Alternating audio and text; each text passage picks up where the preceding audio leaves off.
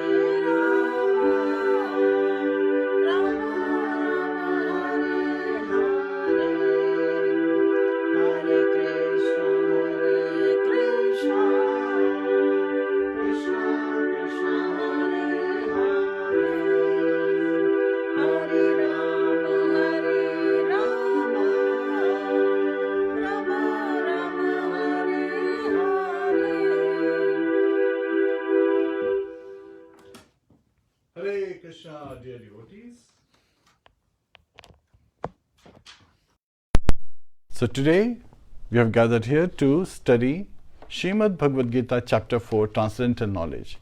Please join us for the invocation prayers. Together we will recite these. They are given in the introduction section of Bhagavad-Gita As It Is. So what is our reference? Our reference is Srila Prabhupada's Bhagavad-Gita As It Is. Hare Krishna. Yes. And this is, for those who want to know Srila Prabhupada, his picture is in the back of Bhagavad-Gita, and his purpose are his transcendental ecstasies, as he himself identified. So please join us in the invocation prayers, recitation of the invocation prayers.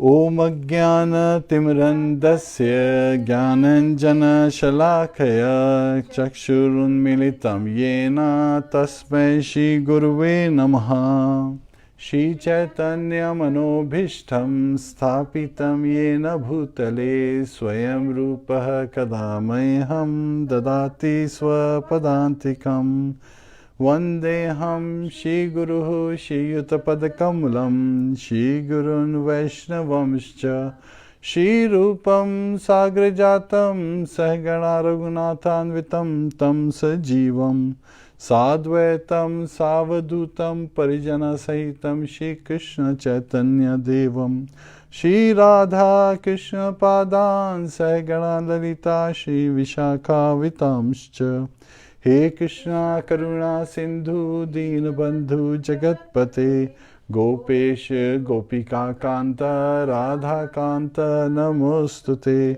Tapte Kanchana Gaurangi Radhe Vrindavaneshwari Vrishabhanu Sute Devi Pramami Hari Priye Vancha Kalpatarubhyascha Kripa Sindhubhya Evacha Patitanam Pavanebhyo Vaishnavebhyo Namo Namaha Shri Krishna Chaitanya Prabhu Nityananda Shri Advaita Gadadhara Shivasadi Gaur Bhakta Vrinda Hare Krishna Krishna Krishna Hare Hare Hare Rama Rama Rama Hare Hare.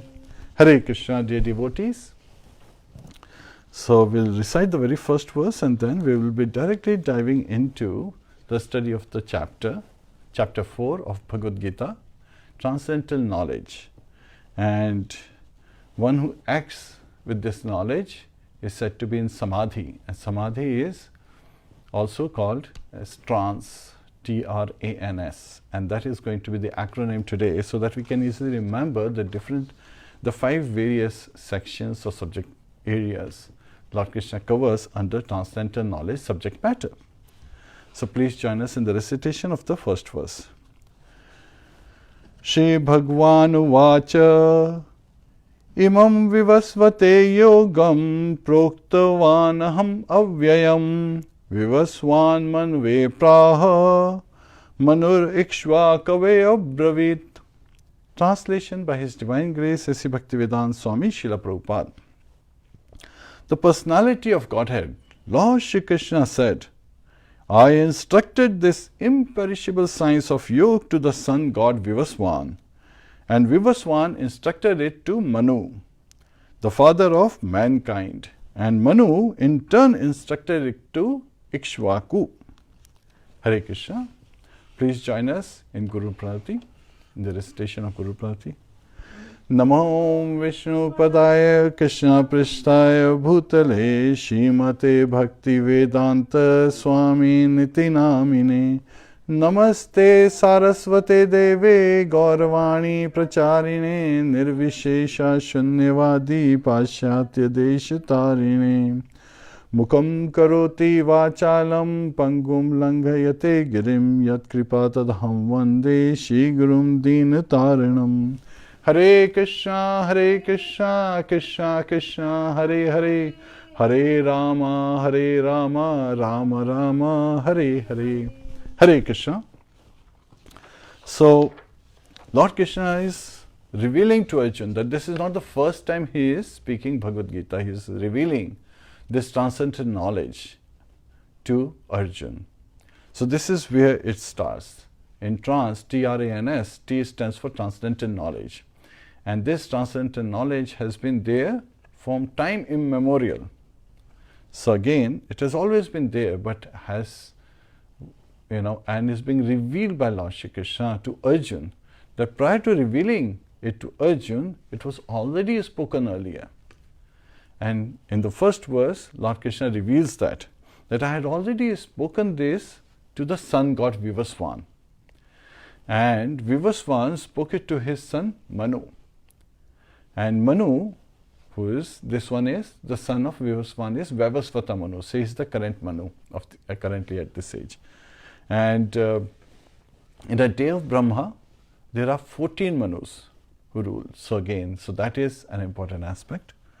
And even though they have over 300 million earthly years long life, the current Manu has been there for 120.4 million years approximately. Again, it's given in the purport, Srila Prabhupada reveals it. So he is saying that, of course, when Lord Krishna has spoken it, he must have spoken at least 120.4 million years back to Vivasvan, the father of Manu. And Vaivasvata Manu would have been born afterwards. And Manu revealed it to his son Ikshvaku, who was born from his ear. So that's another aspect. Not just Kṛṣṇa, who was born from the ear, and today, if scientists hear that, they get equally bewildered that how can a son be born of the ear of a father or a mother?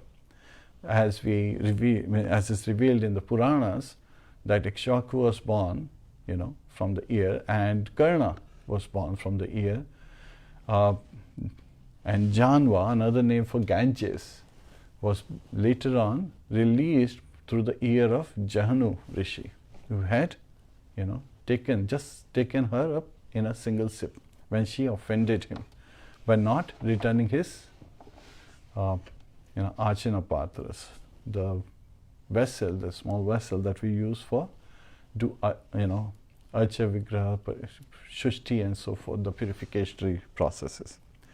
So they get equally bewildered, just like, when Britishers were there in India, they were bewildered when they heard that Kush was born from the hair of, from a grass on which the hair was found of love, in Ramayana.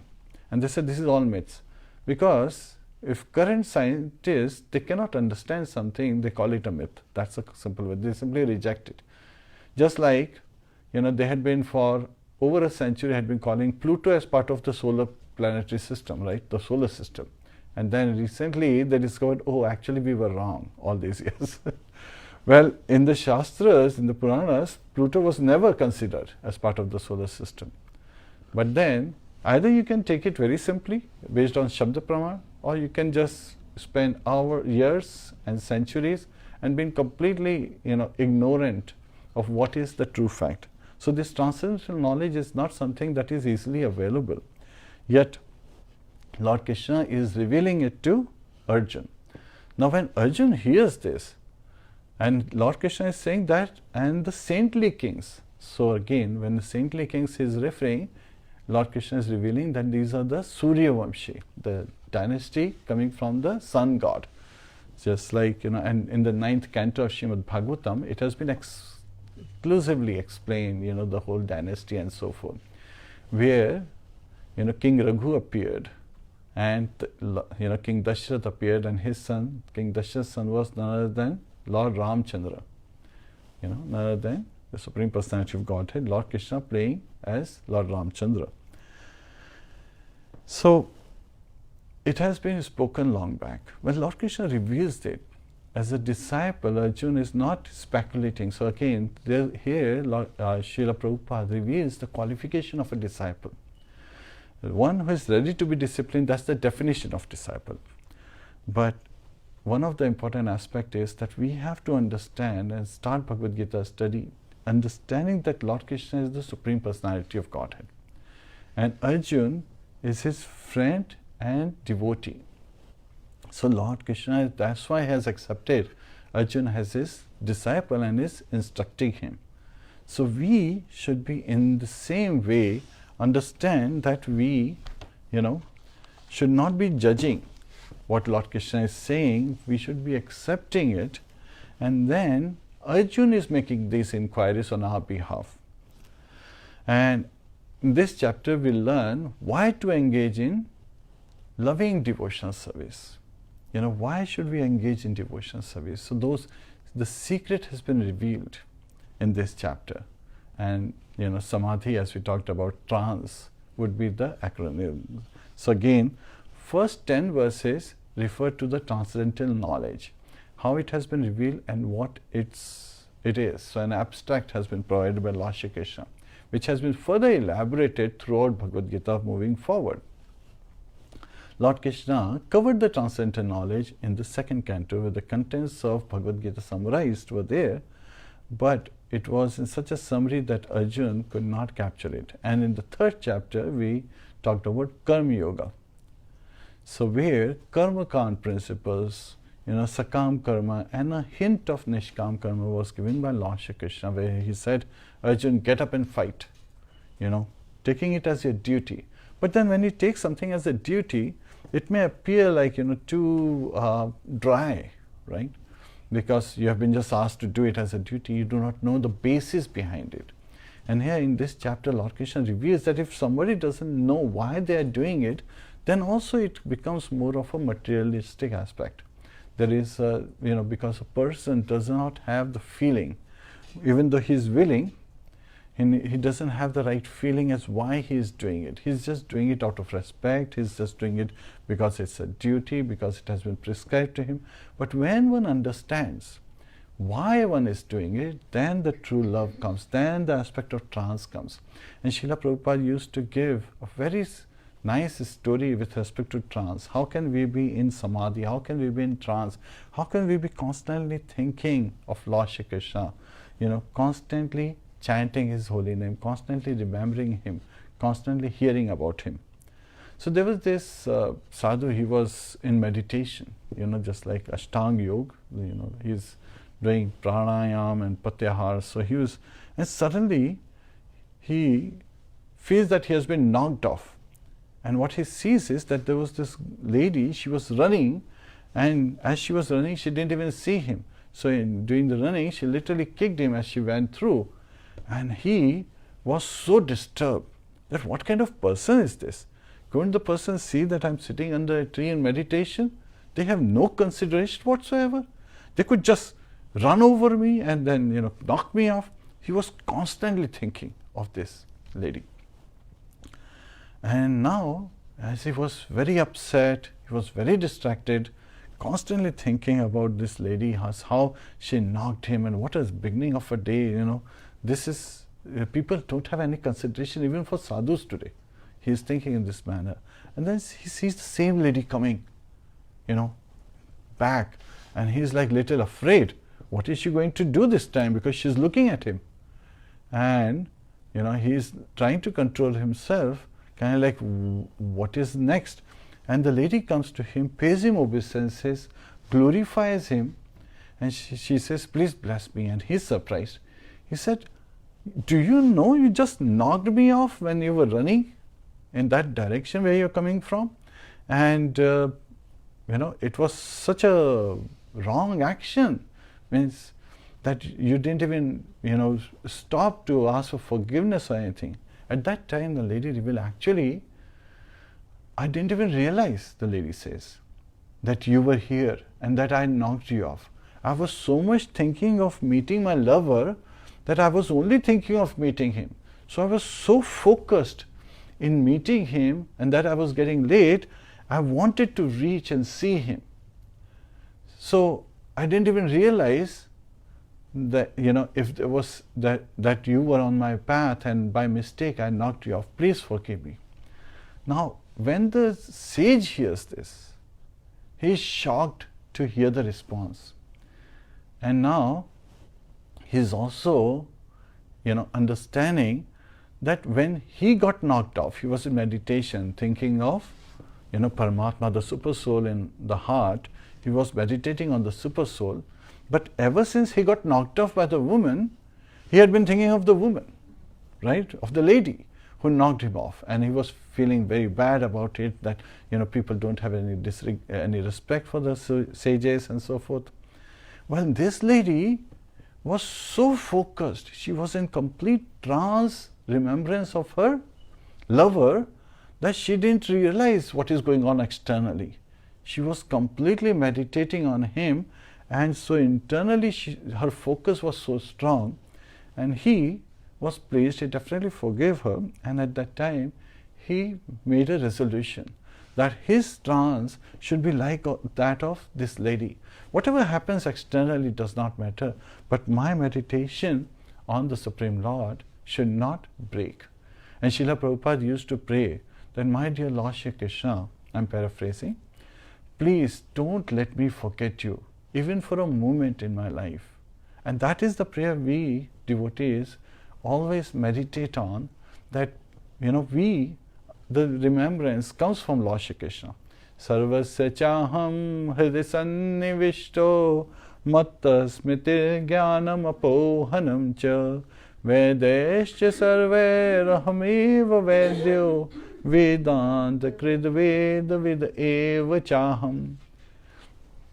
In Bhagavad-Gita, Lord Krishna reveals in 15th chapter, 15th verse, Sarvasya chaham hridaya sannivishto. Oh my dear Lord, means he's saying, Lord Krishna is saying that I reside in the heart of all living entities. Matta smritir jnanam apohanam cha. From me comes smriti, remembrance, jnana, knowledge, and apohanam, forgetfulness. And believe me, this is a wonderful chapter on transcendental knowledge. So where does transcendental knowledge come from? If somebody asks you, we all know the answer now. It comes from Lord Shri Krishna. He is the one who is imparting transcendental knowledge, right? That's an important aspect. And the first living entity, Brahma, Hridaye Adi Kaviye. So he imparted the transcendental knowledge to Brahma through the heart, through Brahma's heart. So again, he is the origin, he is the Sarv Karana Karanam, he is the cause of all causes. And that's why now he is telling Arjun that I am revealing this knowledge to you, because in due course of time the succession was broken. Now when Lord Krishna says the succession was broken, he is establishing another importance. What is the second importance establishing? Importance of sampradaya, importance of parampara, importance of disciplic succession. How the knowledge has to be handed down from one generation to another. And it is, in this particular case, yes, it appears that it's coming from father to son and father to son and so forth. Yes, and Srila Prabhupada does stress that one, who gets a son or, a child, should be aware of the transcendental knowledge so that they can impart and thus enable the children, the progeny, the children, to attain love of Godhead and understand that that is the goal of life. And to attain love of Godhead, the process is to engage in devotional service. However, if we engage in devotional service unknowingly, then it becomes agyat sukriti. If somebody says, do this, but we don't understand the purpose that it is devotional service, it does have some material aspect, because then we may be attached to the fruits. My father asked me to do this, and he said that he would give me such and such, nice returns, such and there will be an exchange. So there may be that sakam karma yoga. You are connecting with the Supreme, but your attachment is still to the fruits of your labor. That may still be there. And when we understand the transcendental knowledge, then we understand the importance of nishkam karma yoga. And even better to that nishkam karma yoga is lovingly doing it, right? So love is paramount. It conquers all, and it pleases Lord Shri Krishna very much.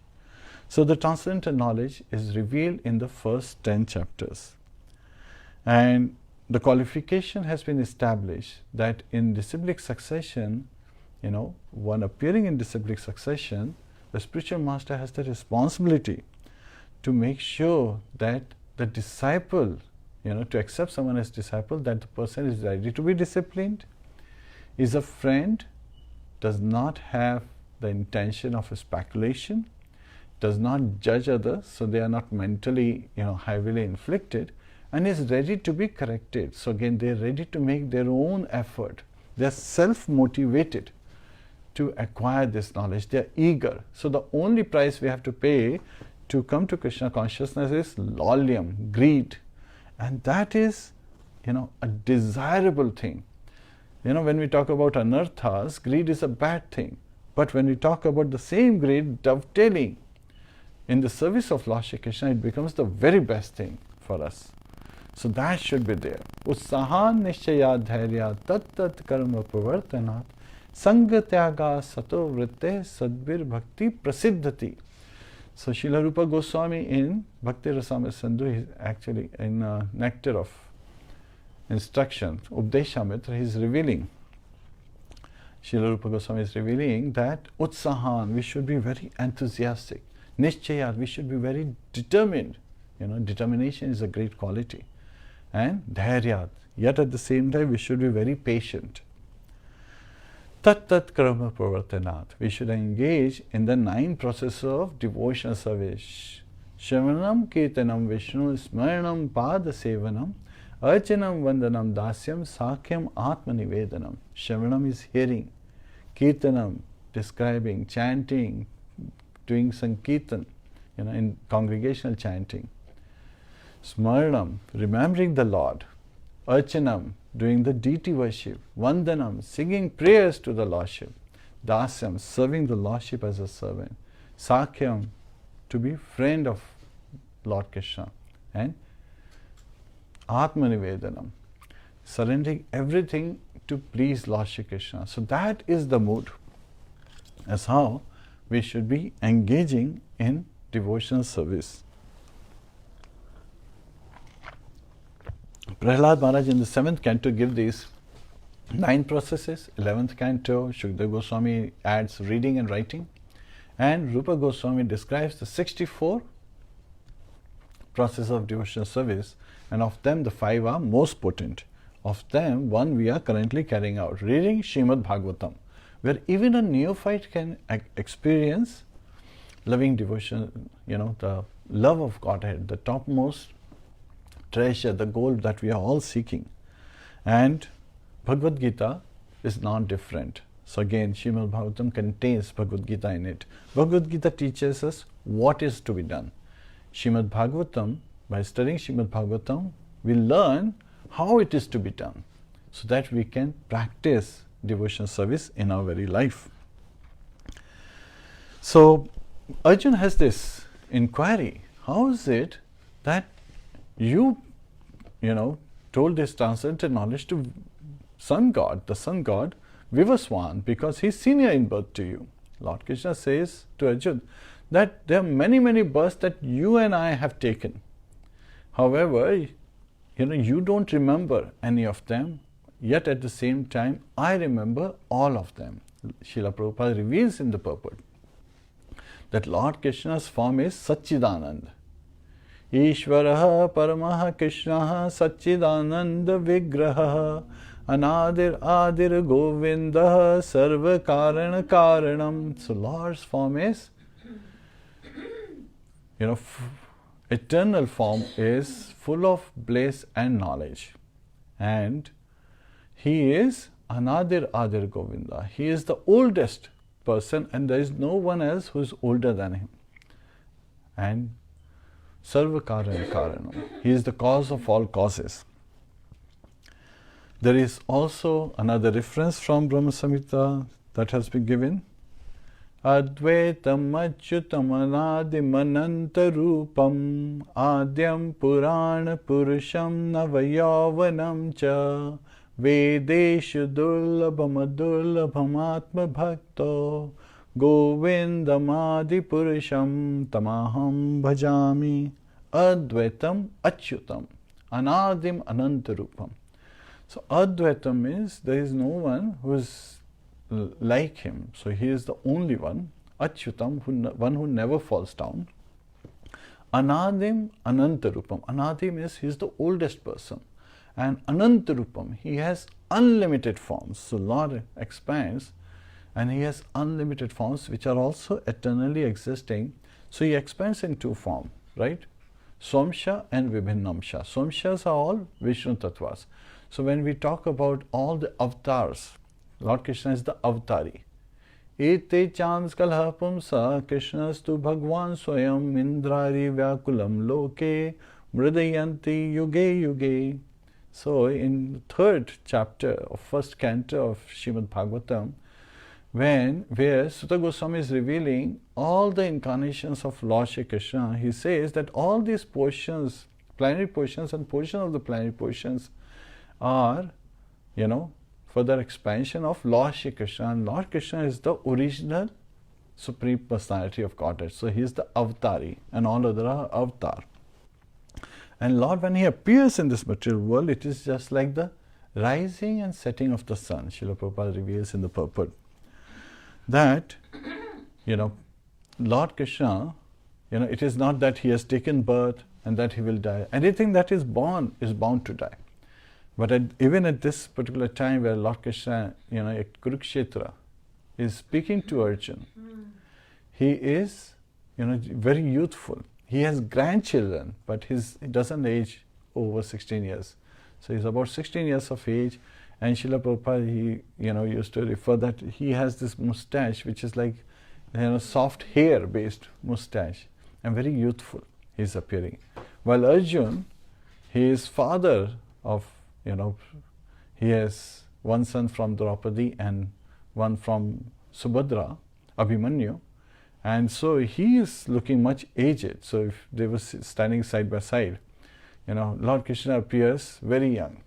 And this is very bewildering to people. Means again, some personalities, they don't age. So they, again, and Lord Krishna is eternally in his spiritual form, in his transcendental form, it is said.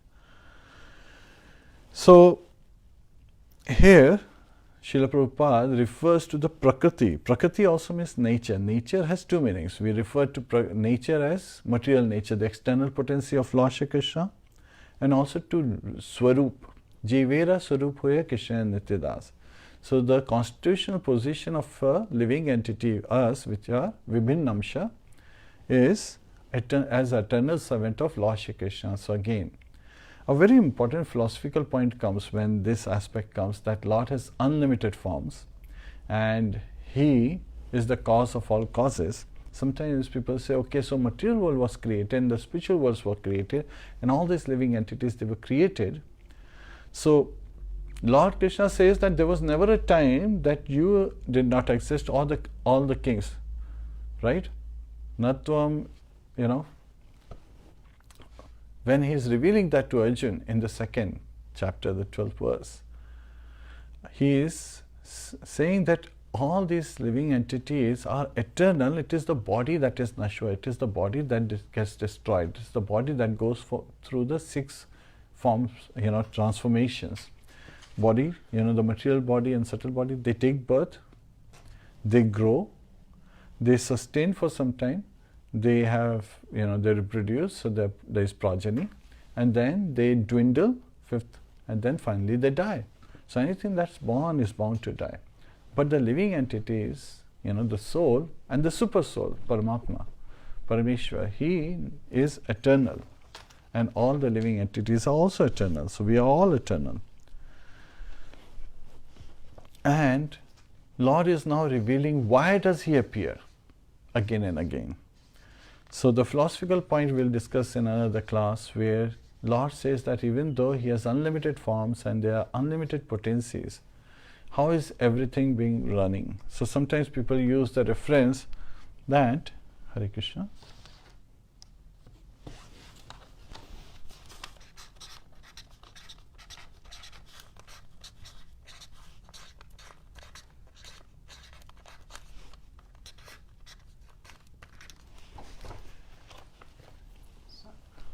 Hare Krishna.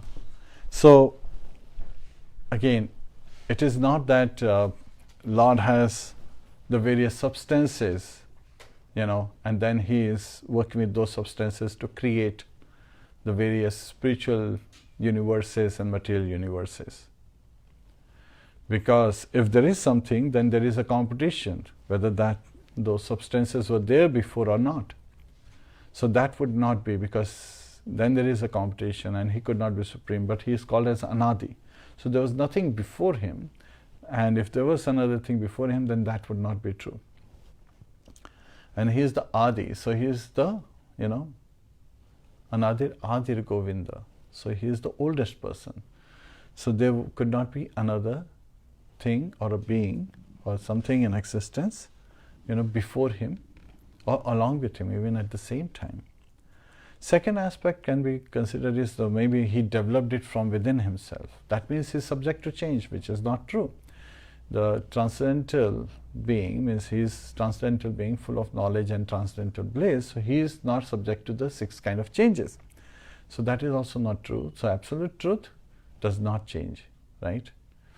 So what is the third possibility? So Acharyas revealed that actually Lord Krishna has unlimited potencies.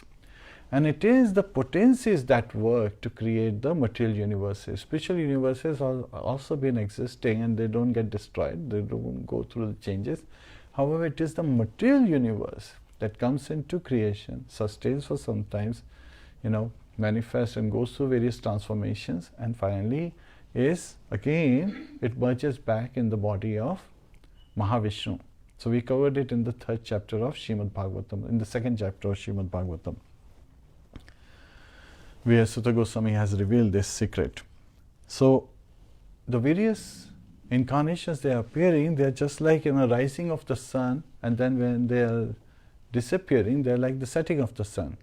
So when we see in the morning at the sunrise, there is this glow on the eastern horizon, the reddish, orangish hue. That is because of Arun's effulgence. Lord Vivasvana, effulgence has not yet been visible, so that's why we call it's abhas. So when we do the chanting, in the beginning the chanting is like nama prad. We are doing various kind of offenses. Yet how to remove those offenses is by more chanting. And this time chanting with attentiveness. So when we do attentive chanting, meditating in a prayerful mood on Lord Shri Krishna, Shri Shri Radha Krishna, to please, praying that engage me in your service, we are able to progress further. So here Srila Prabhupada has very nicely described that Lord is, just like sun does not really, take birth and dies when it's setting on the west horizon, or when it does not take birth when it's coming out from the eastern horizon. It is to our eyes, it appears that the sun is, rising and sun is setting, but it's appearing and disappearing, just like. So this is an analogy Srila Prabhupada gives, that Lord Krishna's pastime is just like that. He is eternally situated, just like sun is already there. It is the movement of the earth that causes. So again, on a specific day of Brahma, means every day of Brahma, Lord Krishna appears on the, and that is like the middle of the day. So that's of the 14 Manus time, the 7th Manu who appears in the day of Brahma, and the current Manu is Vyavasvata Manu, the 28th Chaturyugas occurrence. So Manu is approximately there for 70 some, cycles of Chaturyugas. So that is 1000 of Chaturyugas form one Kalpa, one day of Brahma. And his night is also of the same duration, but none of the material universe manifestation is, again, the earthly and below planets, they are destroyed. We do have Satyalok and the lotus, from where Lord Brahma is sleeping, that is there. And Devi Kshetra is there. So again, that's another subject matter. Now here, Lord Krishna reveals, why does he appear? So in the first 10 chapters, as we are studying in Bhagavad-Gita, chapter 4, Transcendental Knowledge, Lord Krishna reveals, why does he appear? He says, Yada yada hi dharmasya glanirbhavati bharata abhyudhanam dharmasya tadatmanam srajamyaham. So he is revealing that I myself appear, srajami aham. So that is like the appearance and disappearance of sun, right? Appearance of sun on the east horizon and then setting of the sun on the western horizon. But the sun is already there. So that's easy to understand now. Now what are the causes? Right? So that has been revealed, that when there is decline of religion and uprise of irreligion. So when there are demoniac forces, they become very strong. And we'll learn what are demons and what are divine in the 16th chapter of Bhagavad-Gita. But here he is giving us this revelation, he is revealing to us that whenever there is uprise of demons, there is irreligion spreading in this material world, Lord Krishna appears millennium after millennium. Now there are three causes he is revealing. What are the three causes of his appearance? Paritranaya sadhunam vinashaya cha dushkritam dharma sansthapanāthāya sambhavami yuge yuge. So he manifests, he appears again and again, he manifests to our eyes, to our vision. First is paritranaya sadhunam, to deliver the devotees. Vinashaya cha dushkritam, and to annihilate the miscreants. Just like Lord appeared to annihilate demons like Hiranyakashipu, Rāma, Shishupal, Dantavakra, and so forth. Dharma sansthapanāthāya, to reestablish the principles of religion. So the interesting thing is, Srila Prabhupada didn't say to establish religion, he called it in the translation, principles of religion. So our life should be based on principles and values. The principles don't change, the details may change. And the practices that may be based on the details need to be aligned with the principles, so they must comply with the principles that have been laid down by Lord Shri Krishna, who is revealing the transcendental knowledge to Arjuna and re-establishing the parampara here. And in the 9th verse of chapter 4, Lord Krishna reveals the blessing that, but again, paritranaya sadhunam.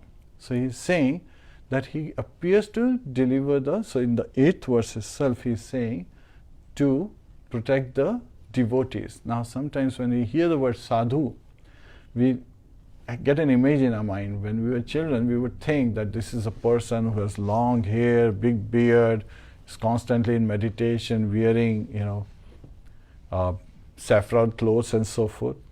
But Srila Prabhupada called it very nicely devotee. One who is devoted to serving Lord Shri Krishna through the processes of devotional service. So the principle is to please Lord Shri Krishna.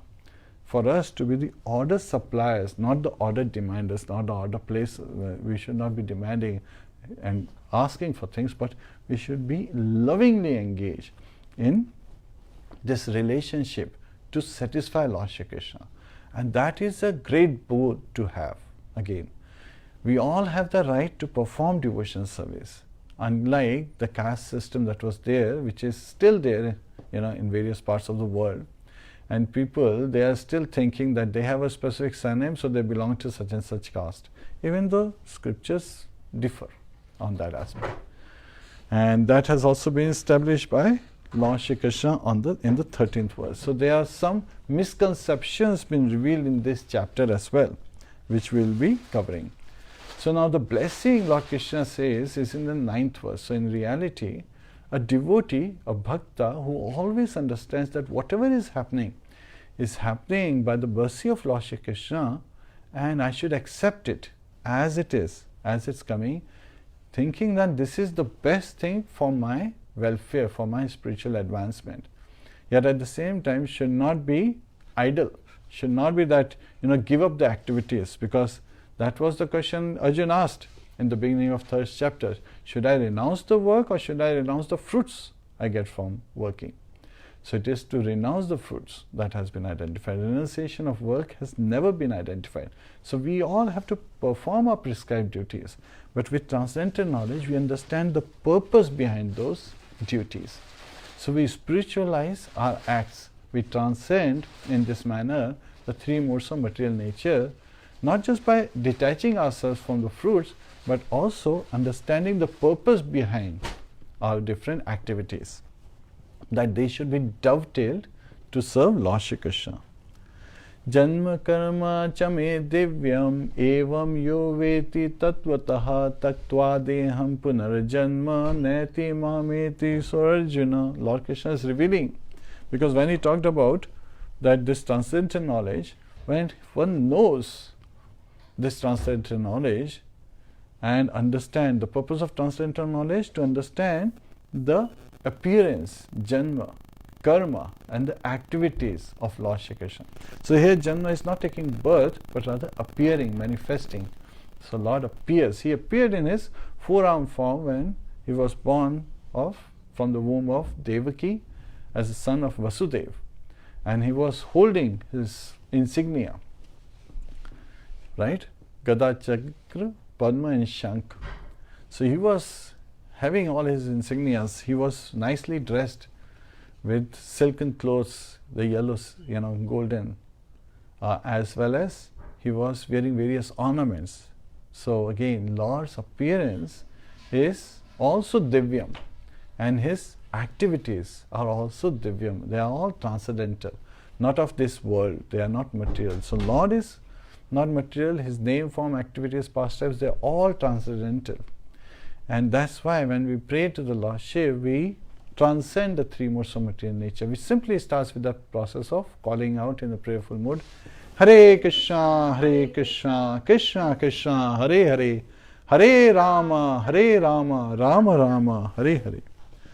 So, and in the 10th verse of Bhagavad-Gita, in the purport, Srila Prabhupada reveals the science of devotional service as given in Bhakti Rasamrita Sindhu. So it is also very important to understand these 9 steps that appear as part of the science of devotional service. This is in Bhakti Rasamrita Sindhu 1.4.15 through 16. Adha Shraddha Tatha Sadhu Sango Atha Bhajana Kriya Tata Anata Nivritti Sya Tato Nishta Ruchis Tatha Atha Shaktis Tato Bhavas Tata Prema Buddhanchati Sadhukanam Ayam Prema Pradurbhave Bhavet Krabaha. So, in the beginning, what do we need? Shraddha. Adha Shraddha Tatha Sadhu Sangha. So first we need faith, and with faith we associate with the devotees. So again we get the association of devotees because we seek out devotees, right? To associate like-minded people. So we want to associate with the devotees of the Lord who are, enlightened being. They are on the transcendental platform. And sadhu sangha. So that's why congregational chanting is propagated. It is the sadhu sangha. Satsanga has been, identified as needed, the association of sadhus, the devotee of the Lord. And so the devotees, they engage us in bhajana kriya. And bhaja is much bigger than, worship of the Lordship. That is devotional service. Bhaja Govindam, Bhaja Govindam, Govindam Bhaja Moolamate. So, Sripad Shankaracharya, when he is, propagating, so he is an incarnation of Lord Shiva. And Vaishnava Nam Yatha Shambhu, among the Vaishnava, the topmost Vaishnava is Lord Shambhu, Lord Shiva. Yet he reveals to Goddess Parvati that he is going to appear in this material world in Kali age to bewilder the mind of the impersonalists, to bewilder the mind of the society. So yes, he propagated the impersonalist theory, yet at the same time he did call out that Lord Kṛṣṇa, Lord Govinda is transcendental, not of this material world. So sometimes when people say, oh, if he doesn't have a form, that means he is formless. It is not that he is formless, he has transcendental form. His form is not made up of the three modes of material nature of the material objects. It does not have a gross body like you and me. Rather, he is transcendental. That's what he explained. Then, but the followers misunderstood. And that was the purpose he appeared for. So, here, we get the association of devotees, satsanga, and then we engage in bhajana kriya, devotional service. And when we engage in devotional service, anartha nivritti syat, all kind of anarthas, they leave us, right? Because this is the glories of bhakti, devotional service, that when you engage in bhakti, automatically all other bad qualities, they are driven away by the mercy, the causeless mercy of Lord Shri Krishna. And so we started with Shraddha, now we become more strong, right? So we get Nishtha, which is stronger faith. And with stronger faith, we develop attachment, ruchi. We start becoming interested in hearing, chanting, remembering the 9 processes. We become more interested. So our interest is, our attention and attachment is developing ruchi. And with ruchi, interest, comes attachment, asakti. And when we are so attached, now think of that lady who was running to meet her paramour. She was constantly so attached to and attracted towards her lover that she was constantly thinking. So we get in the similar mood, we start to develop the emotions, the bhava, so that we are constantly remembering, constantly engaging in remembering Lord Shri Krishna, and the bhav develops. And this bhav, these feelings, thinking, feeling, willing, right, that we are constantly engaging in serving Lord Shri Krishna, becomes concentrated and takes the form of love, prema, love of Godhead, and that is the goal we are all seeking. So the first 10 verses talks about trance. T is, in trance is the transcendental knowledge.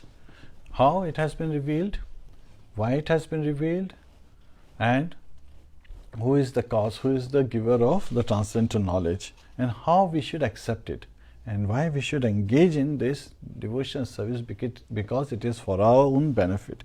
And now Lord Krishna, he reveals that why we should engage in devotional service. Now he is going to talk about the karma kanda. Sakam karma, as per prescribed duty, is when people engage in, and with various mindset they approach, the various goals that they think that they have, but the transcendental knowledge reveals the true goal of our life. So our in trance is about reciprocation, which refers to the various reactions or responses that we experience in our life. So the 4:11 verse reveals that Lord Krishna, he reciprocates accordingly.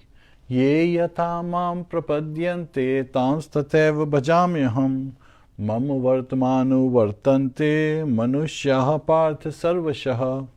So Lord is revealing to Arjuna that as all surrender unto me, I reward them accordingly. Everyone follows my path in all respects, O son of Pritha. So Lord is saying, as one reciprocates to me, I reward the person accordingly. And here Lord Krishna further continues to reveal that people may be attached to enjoying this life. People may be looking to merge into Brahman. People may be meditating on the Paramatma in their heart to attain yogic siddhis, to be able to become the 6 kind of siddhis, heavier than the heaviest, lighter than the lightest, to be able to travel in different planets and so forth. Or people who may be looking to have loving exchanges with me. I reciprocate accordingly as per their desire. So Lord is residing in everyone's heart as Paramatma. So he gives us the knowledge, and he also gives us the remembrance and also the forgetfulness. So he makes us forget. So people who are seeking material attachment and they don't want anything to do with Lord Shri Krishna, he makes them forget about him and shows them the path, so that they can enjoy. Yet at the same time, the reactions are there. So Lord Krishna reveals that the demigod worshippers, so this is, Sakam, people who are in the karma kand cycle actually, they are attracted by the flowery language of Vedas. Now Vedas refers to, provide solution for all kind of living entities, from most fallen to most elevated. Yet at the same time, Bhakti Yoga has been touched very little. It's like the diamond shop in a marketplace. How many people would you see in a diamond shop? Only very few who understand the value of diamonds. So similarly, Srila Prabhupada gave the analogy that similarly Bhakti Yoga, this devotional service is like that diamond shop in a market. Only Sumedhasa, people who are intelligent, who have proper intelligence, proper memory, and have been blessed by the Lordship because of their inclination to serve the Lordship, they get, the direction to take to Bhakti Yoga. And in the 4th chapter, we'll also be hearing as how, in 4th chapter of Srimad Bhagavatam, 1st canto, the appearance of Devashi Narad, we'll be discussing very soon, as why Devashi Narad appeared to Vyasadeva and why Vyasadeva was so dissatisfied. He was still not satisfied after having written all the Vedas and Puranas. What is it that he's missing? So at the maturity of his age, he is instructed by Devashi Narad to write Srimad Bhagavatam. So that is, I'm just giving an abstract coming attraction for the next class on Srimad Bhagavatam. So here Lord Kṛṣṇa is saying that he rewards accordingly and everyone follows his path in all respects, O son of Pritha. And so the demigod worshippers, when they are looking for fruitive results as per the Vedas, they are following the prescribed duties and they are thinking that, dharma, arth, kam, moksha, these are the 4 principles they are living for. Dharma is religiosity. Arth is economic development. Kam is, is enjoyment. And moksha is liberation. So those are the 4 goals they are setting. That's why they said that they have multiple goals, while devotees, they are focused, just like Arjun. When he's shooting at the eye of the bird, he only sees the eye of the bird. So devotees, they only have one goal, love of Godhead. And it is easier to attain that goal because the focus is one direction oriented.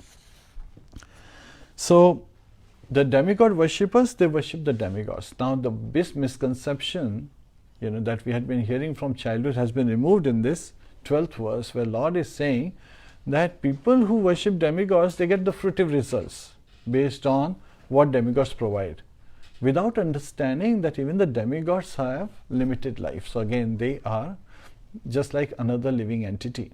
Even Brahma is a living entity. Lord Shiva is Shiva Tattva. He is Vishnu Tattva in contact with Maya, material energy, Parvati Devi or Durga Devi. So he is like curd, and if Lord Vishnu is like milk, so curd cannot transform back into milk. So he has a special position. So here, man get the fruitive results from the demigods, but these results are also temporary. And later, Devan Deva Yajo Yanti, we will also hear Lord Kṛṣṇa revealing in a few chapters down that people who worship the demigods, they go to the planet of demigods after this life. And then they come back to this material earth. So again, so they are not attaining the goal that the devotees are attaining. So we are discussing in trans, Trans, R, which is Lord's reciprocation based on the worshipper. So materialists who worship demigods get their results, but these results are temporary. Even the demigods are temporary, and that they continue to have reactions and continue to stay in miseries, the threefold miseries. Then Lord is revealing another misconception that we held. Chaturvarnam maya shishtam guna karma vibhagashaha tasya kartaham apimam vidya kartaram avyayam. So he is saying that Chaturvarnam maya shishtam, I established the Chaturvarna, the 4 varnas. So varnasham dharma, as we talk about, 4 varnas and 4 ashrams. What are the 4 varnas? Brahman, Kshatriya, Vaishya and Shudra. So these are the 4 varnas. And how are they distributed? Guna karma vibhagasha. They are based on one's nature, the guna, the influence of the various 3 modes of material nature, and karma, the various activities one engages in. So these are the 2 factors. Janma has not been identified at all. So that is important.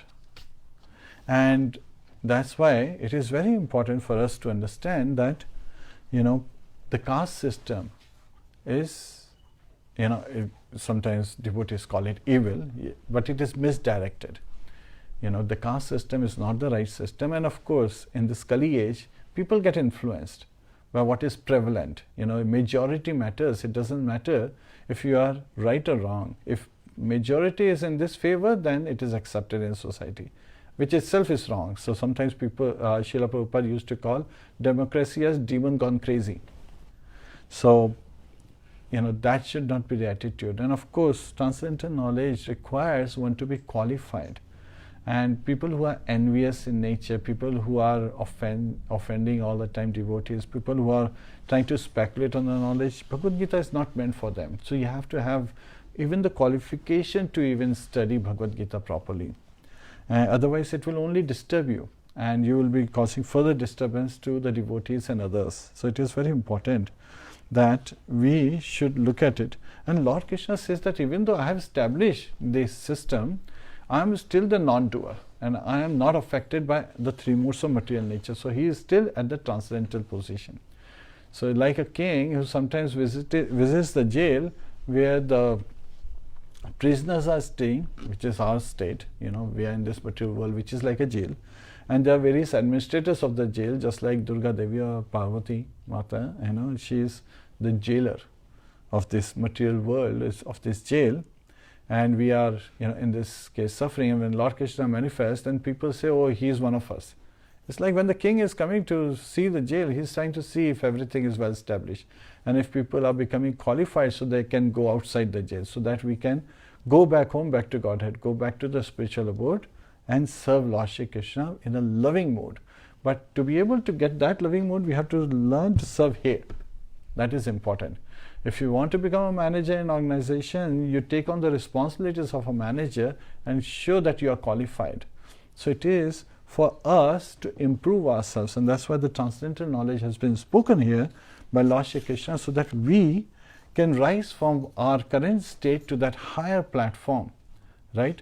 So if we are on Sakam Karma level, then we want to rise to Nishkam Karma, and then we want to further rise above from duty to love.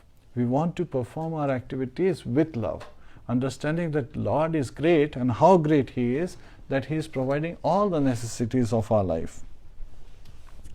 So He is never affected by the activities. So He is reciprocating accordingly based on the different kind of worshippers.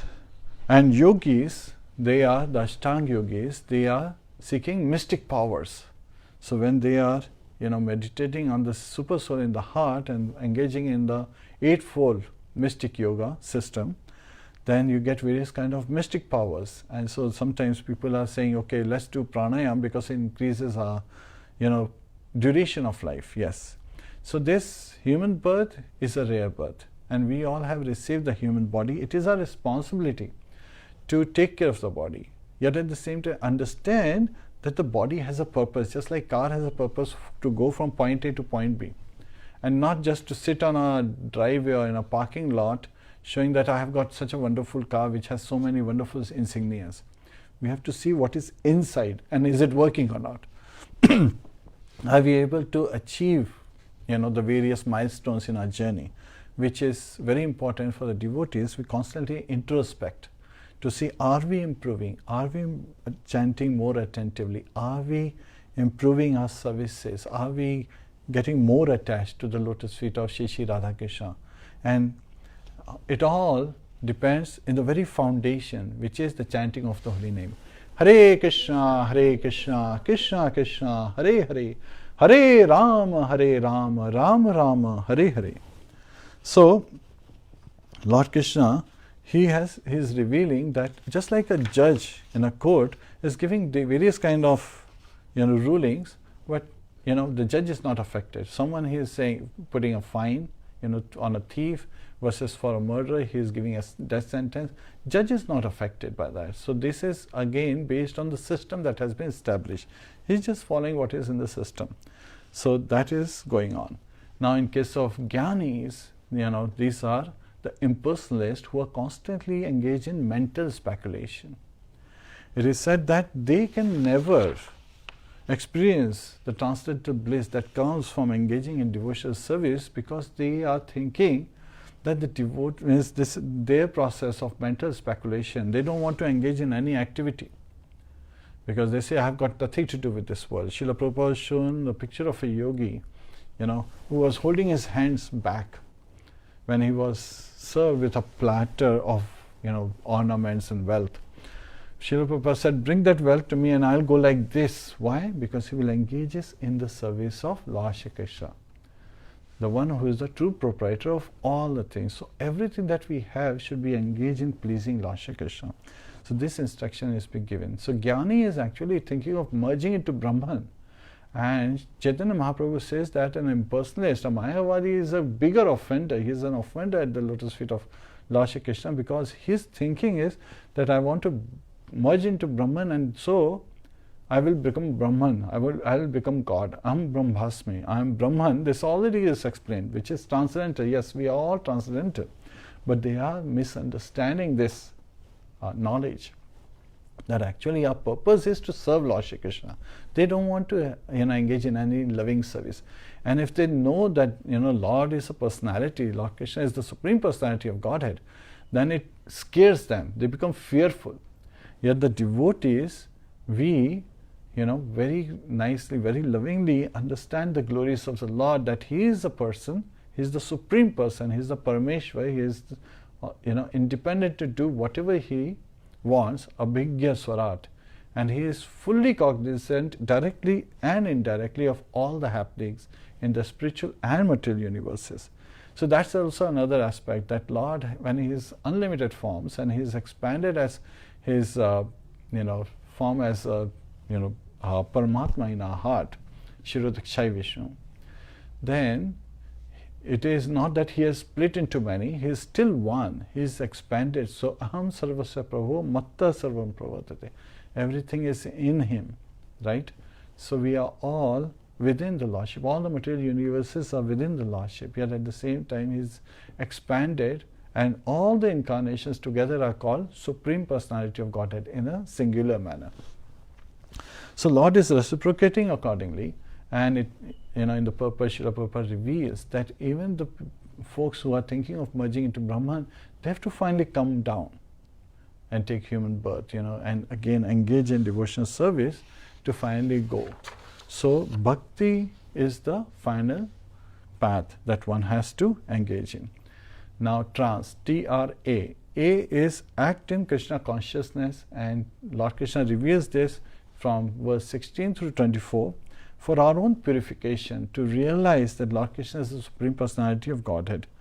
And when we are engaging in various activities, then we should be engaging in serving Lord Shri Krishna, who is Rishikesha. He is the master of the senses. So when we satisfy the master of the senses, not just that our senses are satisfied, they are also purified.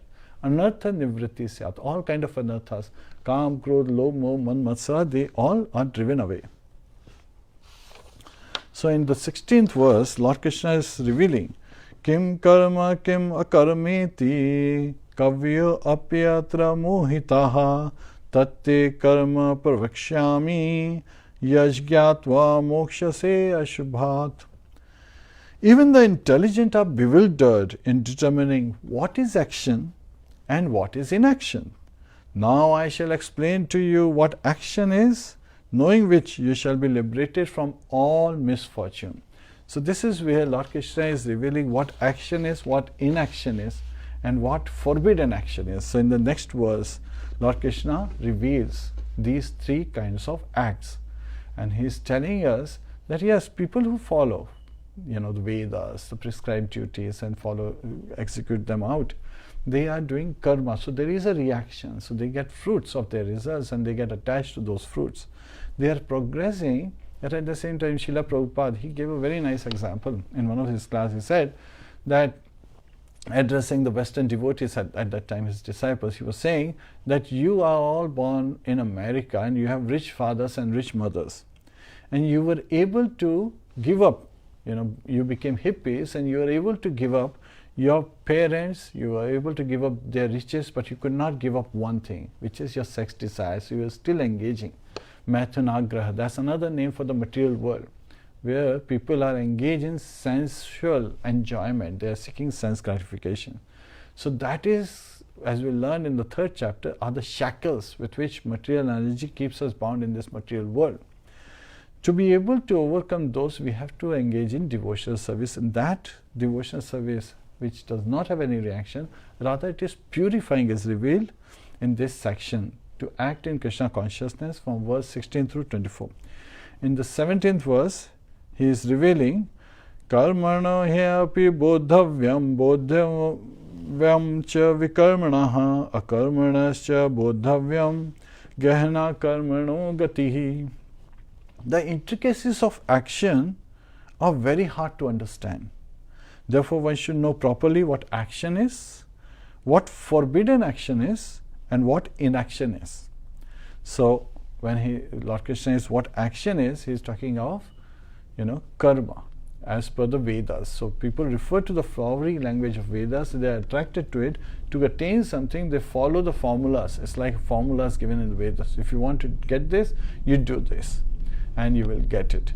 Yet at the same time, it is the super soul in our heart who sanctions it. He is the overseer and permitter. He gives the permission. Whether it is good for us or not, then we get it. Yet at the same time, people who are materialists, they are seeking to enjoy in this material world, they engage in those kind of actions. So there is also Sakam Karma Yoga, also falls in this Karma Kanda and Sakam Karma Yoga. Now, what is forbidden action? To let go of the prescribed duties, to not follow the injunctions of the Shastras, the scriptures, the bona fide scriptures, but rather acting whimsically to attain what we want. So sometimes people, they take to, they violate the laws, the natural laws. So if you violate the civil laws and the criminal laws, then you get punished. So they get reactions which causes miseries in the long run. So they may attain for the short while what they were seeking, but in the long run they have to suffer.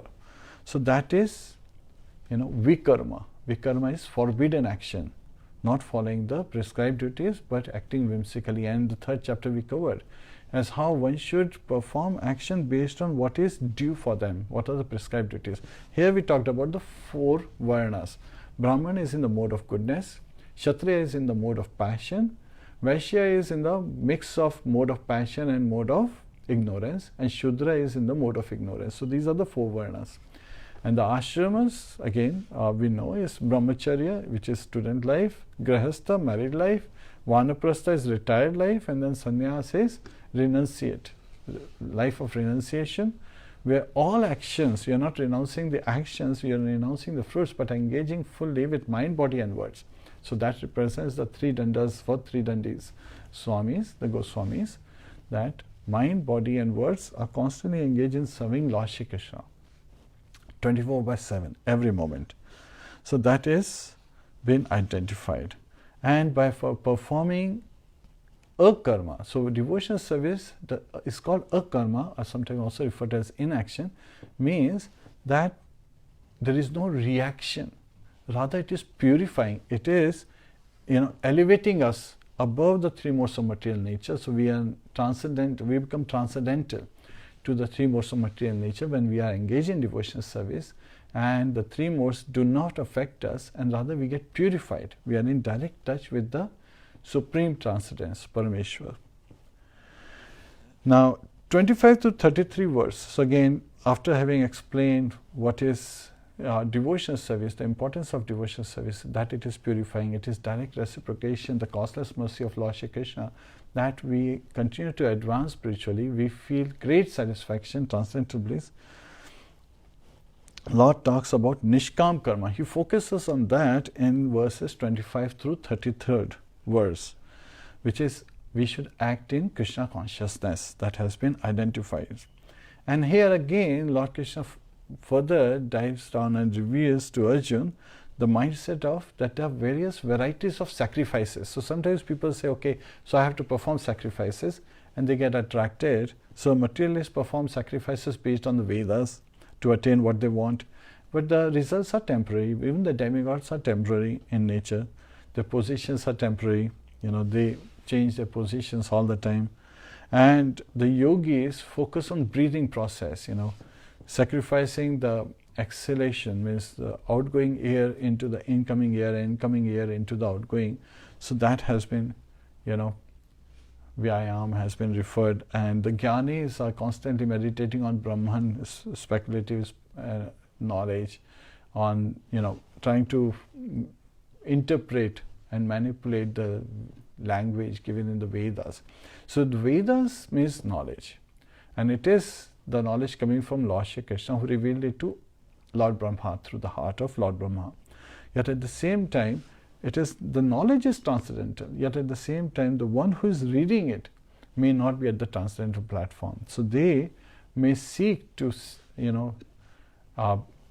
find solution to their specific problem or their specific goal that they are seeking, and they may not be so purified, and so they would not be able to attain the supreme goal quickly. So they are taking the staircase path, they are taking that long path which is very troublesome, and so in due course of time they elevate high to become the devotees. So one has to come to the level of bhakti yoga to be able to easily attain the supreme. And Srila Prabhupada gave the example of elevator.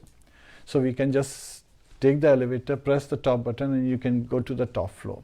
Why take such a long process following the Vedas and the regulated principles, as given in the Vedas of prescribed duties? Rather align our constitutional position, which is Sanatana Dharma, with Swadharma, and easily progress. So, and there is a reference given by Srila Prabhupada. Mam chayo vyabhicharena bhakti yogena sevate sagunan samtitiyatan brahma bhuyaya kalpate. So this is a reference of 14th chapter, 26th verse. So it is in the future that Lord Krishna speaks in the 4th chapter. And again, sometimes people say, why did Lord Krishna speak this in 4th chapter and not in 3rd chapter? Lord Krishna did not say, Arjun, now I am starting chapter number 1, now I am starting chapter number 2. It was Vyasadeva, who was empowered incarnation of Lord Krishna, who, understanding the various subject areas as Lord Krishna is speaking, who made it into different chapters. And this appears in Mahabharata. Bhagavad-Gita is Gita-Upanishad, which is also part of Mahabharata.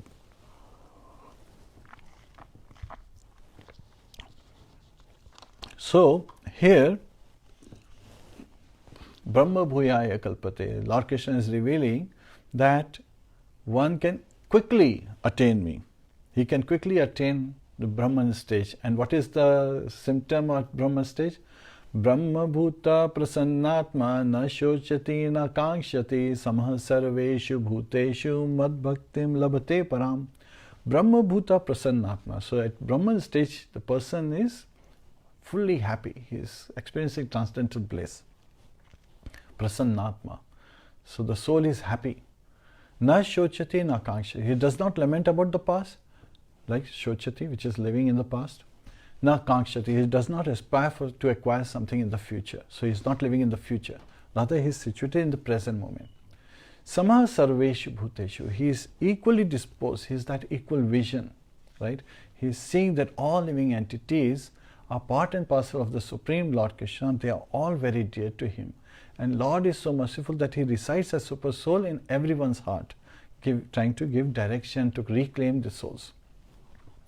And Mad Bhakti Labhate Param. And such a Prasannatma, Brahma Bhuta stage, is constantly engaged in devotional service. So Lord Krishna reveals that. So trans, T-R-A-N-S. S stands for summary of the process. This is from verse 34 through 42. And the 34th verse is where Lord reveals to Arjuna what is the process to be able to come to this knowledge and to engage in devotional service. Tad vidhi pranipatena pariprashnena sevaya ubdeshyanti tajjnanam jnaninas tattva darshinaha. He is saying, tad vidhi pranipatena. As per the process, one has to accept a bona fide spiritual master who appears in disciplic succession, who appears in sampradaya, and serve the spiritual master and inquires from the spiritual master submissively.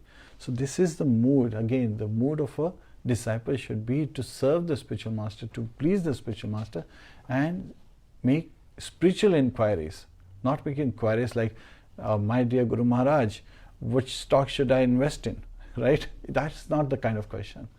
The question should be, how can I improve myself? How can I attain the love of Godhead?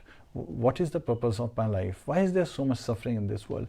Various questions related to our progress in spiritual life, and also to spread spirituality to other living entities who are innocent or ignorant at this moment. So that is the mood. And bhakti is just like, sometimes because of the material association, this sakam mood is there that I want to enjoy, yet at the same time this is like indigestion, right? This indigestion cannot be solved by, if milk causes indigestion, another product of milk, curd, can cure that indigestion. So that has been also revealed in the purport by Srila Prabhupada. Actually, it is revealed by Srila Prabhupada. And the jnanis, the impersonalists, they cannot attain the transcendental knowledge. They don't take to transcendental knowledge because they are trying to lick the bottle of honey and hoping to get the taste of honey. So if you have a honey in a bottle, in a glass bottle, and if you try to taste the bottle, the glass outside, the bottle of honey, you cannot experience the taste of honey. So that is also very important for us to understand, has been revealed here. And here this process needs to be followed, and Tattvadarshi, one who knows the truth, one whose Tattva means truth, the absolute truth, one who knows the absolute truth, Lord Shri Krishna, Tattvadarshi. Darshi means one who has seen the truth, because they have seen the truth, because they have realized the truth. Now when we say see, there is a common understanding that person must be seeing through their eyes. No. The Shastras, these Puranas and Bhagavad-Gita, the Upanishads, they are also called Shruti. So just by hearing, so you can see by hearing. I'll give you an example. If you remember, just at this moment, just remember just the name of your father, or your best friend, or your brother, or your sister, anyone. The moment you you take the name, you hear the name, the image appears in your heart, right? And Cheto Darpanamajam. So in your mind, the image appears. So you can see through hearing. And that's why Shruti and Smriti, these were the two names of the Shastra. Smriti is remembrance. So a lot of philosophy has also been given in Smriti Shastra. So Lord Krishna is revealing, and in the 36th verse, Lord says something that is shocking to many people. He says that even the most sinner person in Krishna consciousness boat, in the boat of Krishna consciousness, as a devotee, engaging in devotional service, will attain the goal, the supreme goal, the love of Godhead. Now that is very bewildering, because Lord Krishna is revealing it to Arjuna. Arjuna is a warrior. He is going to be fighting on the battlefield. However, if he is fighting on the battlefield to please Lord Shri Krishna, there will not be any reaction that will be coming to his action, because they will be all akarma. They will not have any reaction. And so he would be able to attain the goal. Now people who are fighting on the same battlefield, maybe with sakam, like Duryodhana, he wants to enjoy the kingdom. So that will have its reaction, that will lead to anxiety. And his reaction was that he sees all his brothers and all his kinsmen dying on the battlefield, and he becomes fearful. And that fear also comes because of the distress, and he's fearing for his life. He's thinking that I am this body. He has not received the transcendental knowledge from Krishna. He is still in his material mindset, seeking his material aspiration. So that is going on. Lord Krishna in the 38th verse reveals that such knowledge is the mature fruit of all mysticism. So even the mystics who are looking for mystic yoga, they cannot escape this material universe. They cannot get out on their own. Rather, if they take to this transcendental knowledge, this knowledge is the mature fruit of all mysticism. So Lord Krishna is also known by another name, Yogeshwar. He is the master of all the yogis, Ishwar of all the yogis. So sometimes people have these aspirations, and there is a very nice reference sometimes given.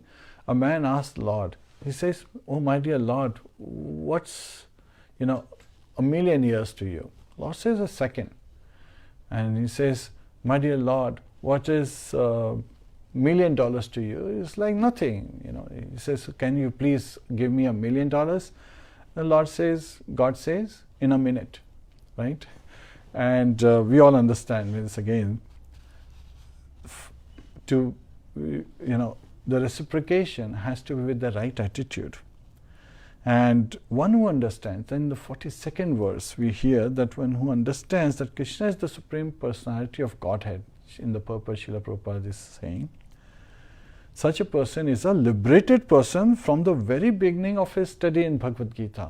So yes, when we take to Bhagavad-Gita, if we accept that Krishna is the Supreme, Lord Krishna is the Supreme Personality of Godhead, we start with that liberated state and we further transcend the various influences of the three modes of material nature, and the various anarthas are washed away so that we can attain the goal of life, which is love of Godhead.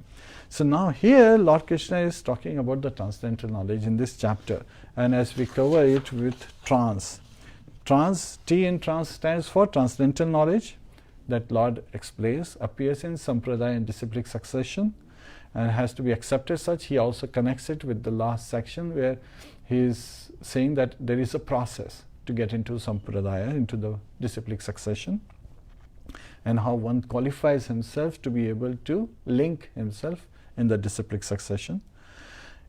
R in trans stands for reciprocation of the lordship. So there are action and there are balancing reactions or responses coming from the Lord based on the system he has established. So that's from 11th through 15th verse. And A in trans is in verse 16 through 24, where Lord is identifying that act in Krishna consciousness is for purification. And he is again covering the various kind of acts people engage in, how materialists engage in, how a yogi, Ashtanga yogi engages in, how a jnani engages, and how a devotee engages in. And what are the three kinds of actions? Actions as per the Vedas, which are prescribed actions, which have reaction, good reaction, which is also binding in this material world. Then there is vikarmas, which are forbidden actions, which have negative reactions, which causes further suffering and binds one in this material world.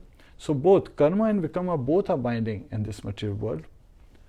Akarma, which is devotional service, is elevating. It does not have any reaction, and further one transcends the three modes of material nature and all anarthas leave one away. So Lord Krishna refers to nishkam karma from, so in trans, N stands for nishkam karma, which is from verse 25 to 33, where Lord Krishna is saying the various kind of sacrifices people perform, and Arjun, you should act in Krishna consciousness. You should sacrifice everything for my pleasure, to please Lord Krishna, Lord Vishnu.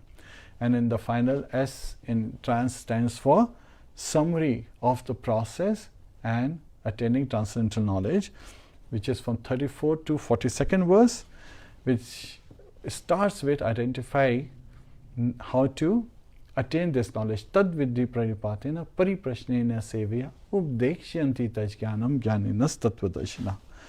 So this is where Lord has revealed how one why transcendental knowledge is given, how it's given, who is qualified, and what this transcendental knowledge is. And this, when Lord is talking about akarma, Arjun thinks of it as inaction, which is not refraining from action. So he asked the question whether I should renounce work or renounce the fruits of work. In the beginning, in the first verse of 3rd chapter. He asked the same question again in the beginning of 5th chapter, where we will be again hearing Lord further explaining to Arjun that this inaction is not acting, but rather acting to please Lord Krishna, and it is like a sacrifice.